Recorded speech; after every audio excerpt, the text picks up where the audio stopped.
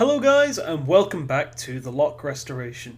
In this episode we're going to be creating the loop that goes on the end of the key. This is the part that will be used to hang the key in various places, add it to other keys, and it's quite a decorative part.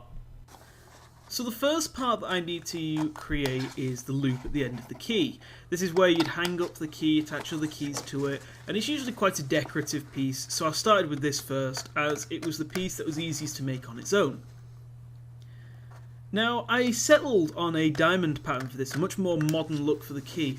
I was originally going to have a more rounded part, similar to the original key that I have, but I realised because of the size of brass plate that I had, I couldn't fit a large loop, and I kind of wanted a larger loop to make it look nicer, so I settled on a diamond pattern instead.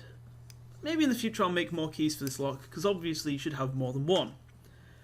So I started cutting out the pattern on a piece of card.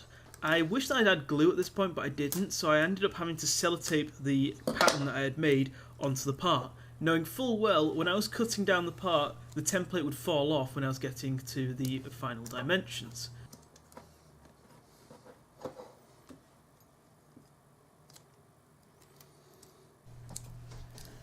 So now I started the process of cutting away most of the brass that I didn't need for the lock.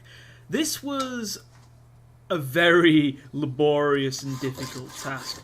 The main problem being was the noise. I live in an upstairs flat and I didn't want to annoy my neighbours too much, and when I was cutting out the brass it made an awful lot of noise thanks to the vibrations. It wasn't great, so I ended up having to move it from that point where I was trying to cut it and move it somewhere else. I eventually ended up downstairs on my rug cutting it out with the vice held in my leg to be able to not make any noise to not annoy the neighbours. However, I realised I didn't need to be sat on the rug and moved upstairs to carry on with this, but it was a nightmare to cut it out because I couldn't get any of the angles straight.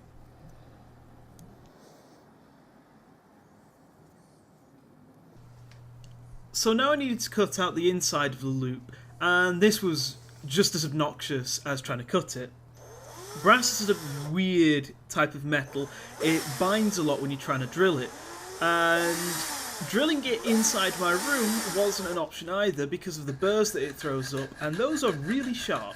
So I ended up having to go outside, which I didn't film because it was raining, and drill it out with progressively larger drill tips until I got a large enough drill tip to be able to fit my saw blade through in order to cut it. It took a long time.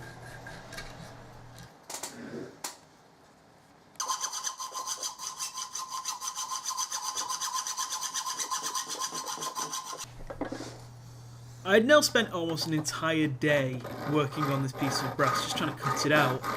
It was really slow, and you can see why not having the right tools causes problems, and trying to cut out the piece with the vice on my lap just meant that I couldn't get anything straight. But once I'd cut out enough of the middle, I could start the hand filing to be able to bring it to the final dimensions. This took another day in itself.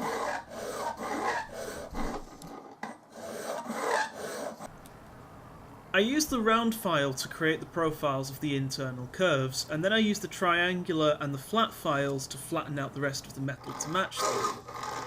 I actually was quite proud of how it turned out, and it started to look really nice.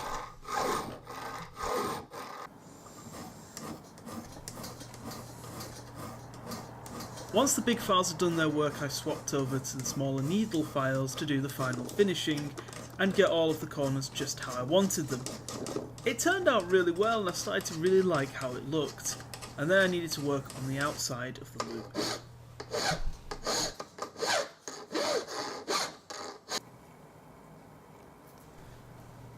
When the piece almost got to its final dimensions, I decided to take off both the template and the protective backing. They were kind of getting in the way at this point, and I didn't really need them. So then I started to work on it much more carefully, slowly bringing the piece to its final dimension and form.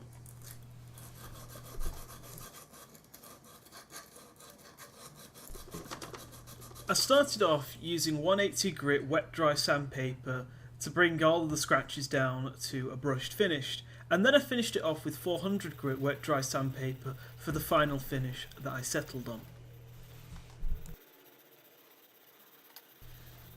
I now needed to give the sides of the piece the same brushed finish that I'd given to all of the edges, and for that I needed my trusty cheese board? But it's not as daft as it sounds, because the cheese board is made out of glass, and glass is one of the flattest things you can get. So by laying a piece of sandpaper on the glass and then rubbing the brass on that sandpaper, I can get a perfectly even and smooth finish, and that won't have any lumps or bumps, as it would do if you tried to polish it using your hands or something like that.